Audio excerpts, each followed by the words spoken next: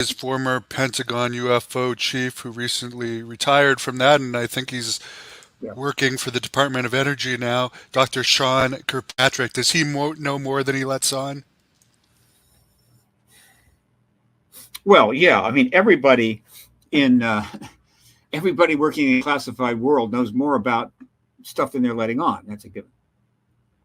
This is a Shakespearean story, uh, and I've talked about it a lot. I'm going to be asked about it a lot, and unless I'm corrected and convinced that I'm corrected, I'm going to continue to say exactly this. Sean Kirkpatrick is the Shakespearean character in this play. He was brought in. He had credentials to run Arrow, the final end entity. Is it well designed, appropriately named, to be the director.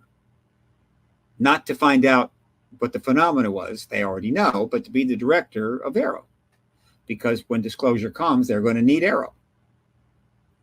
Now, whether or not he knew that when he came on board, or maybe figured it out after a while, don't know. Or whether or not they completely told him and explained to him, this is what's going to go. This is your job. Hold the fort till we can get to the point where we can end this policy. We don't know. But it was a bad gig. It was a really bad gig. Part of the reason is, again, people like Kirkpatrick, they don't hang out on social media. They don't know that place. They don't want anything to do with it. You become the director of Arrow, and from day one, you've just entered the Twitter X world. You have entered the social media world, whether you like it or not. And I'm sure he was not thrilled with how that went. And so things are moving on, not as fast as they should have. Bad things kept happening that made it difficult for the Senate Intel Committee to get this done. And so it dragged on. He's taken a lot of grief. And I'm sure he's getting really frustrated because he wasn't hired to disclose the ET president. He was hired to be the director of Arrow when they need it. That's all. But he had to do something, so they're doing some things, but they didn't have much money. Gillibrand knew that. She knew they weren't getting much money and wanted to know why. I think maybe they gave him a little more, but they didn't want to spend a lot of money. There's nothing for them to do. What? Go and reprove what the government's known for 70 years? No. And so this is a bad gig, but he's hanging in there. And then David Grusch turns up. And Grusch spills the beans. He states to Ross Coulthart, to Leslie Kean, Ralph Blumenthal, and eventually under oath to the House subcommittee, we have non-human tech, non-human bodies. And during the hearing, he indicated he knows where those non-human tech vehicles are, but can't say in public setting. Whoa. And there is Kirkpatrick sitting over there at Arrow, the guy that's running the department that's supposedly trying to find out about this.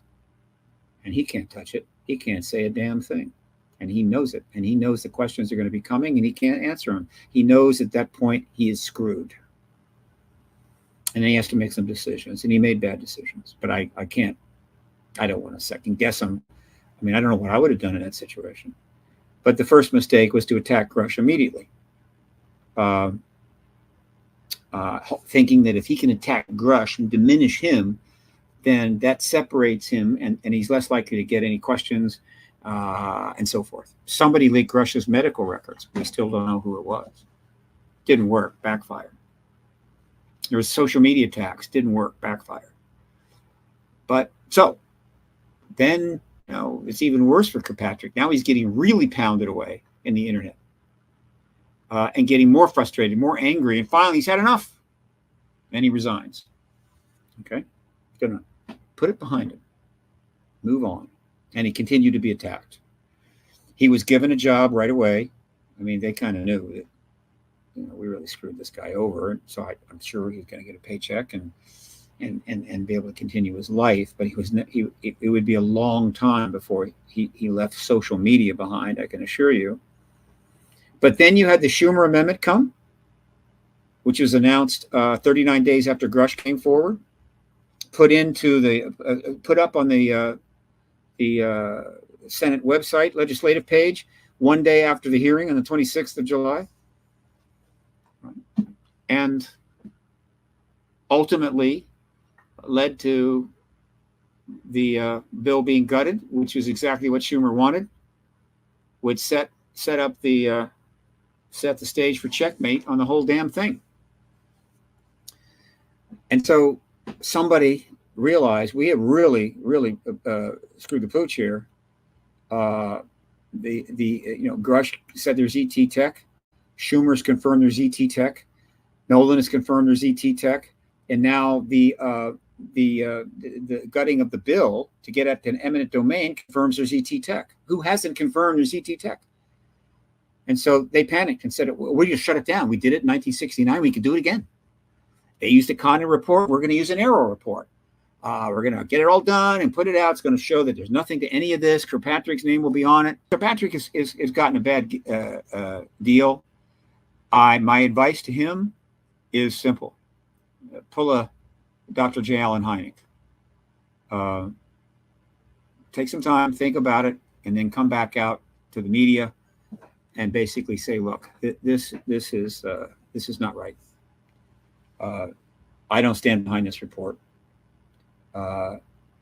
This is an attempt to mislead the public, and I repudiate it. And instantly he will go from being a joke to being a hero.